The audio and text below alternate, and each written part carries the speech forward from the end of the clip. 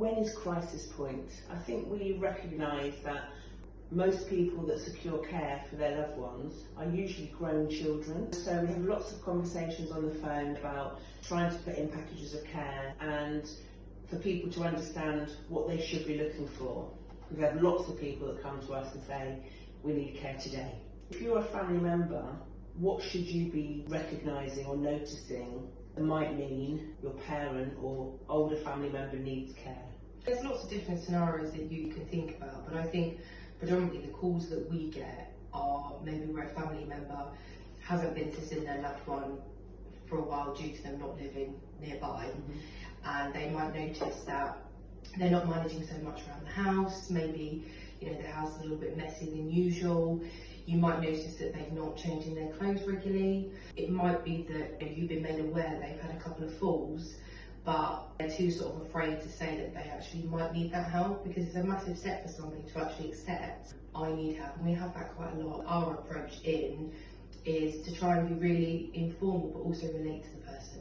And I think that's a really important point to recognise, that you just assume that when you need care or your family member needs care, you'll go out and find it, although it's not that easy, and the family member will just accept the carers. But we know that lots of older people who have had big lives and big jobs and responsibilities find that transition to losing their independence quite tough. Yeah, we have some people that they're very keen to have care, they're very open to it. But I think for people that are not keen on having care, we have a particular package that focuses on a very small package of 4 hours a week, 2 lots of 2 hours, just so that they can start to have somebody coming into their home and to build that relationship, rather than having 3 or 4 visits a day where they feel like their home is being taken over. So I think that's the approach that I go down, especially for people who maybe have a diagnosis of dementia.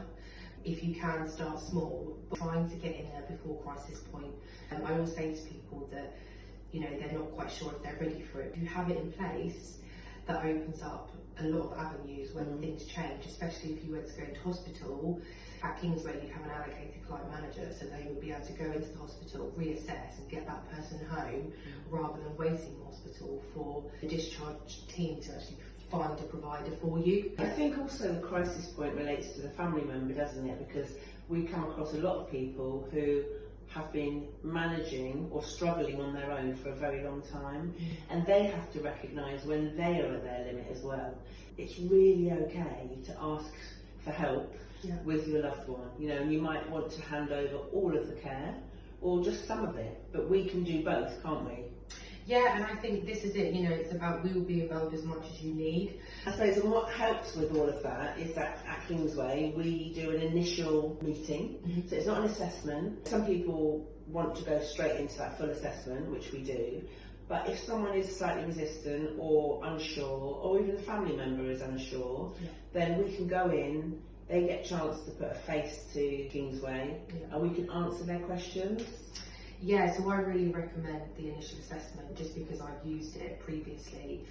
And I think the reason that it's a good idea is because it is quite daunting for somebody to have care when they're older. Now, the idea of the initial assessment is we'll take down some basic details of the current situation, then come out generally for a half-an-hour discussion for you to ask us questions and for us just to get to know you.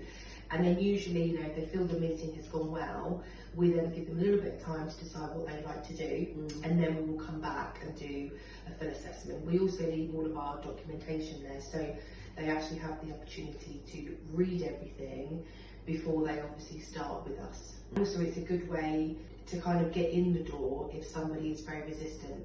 We're always here to help with advice. Even if somebody isn't quite ready for care yet, they can always call us, speak to you, speak to me or the client team about how we might approach starting a care package with a family member. It is a big decision, it's got to be the right decision. Finding the right provider is important as well, because there's a lot of providers out there that provide fantastic care, but I think it's just finding one that suits your circumstances the best, really.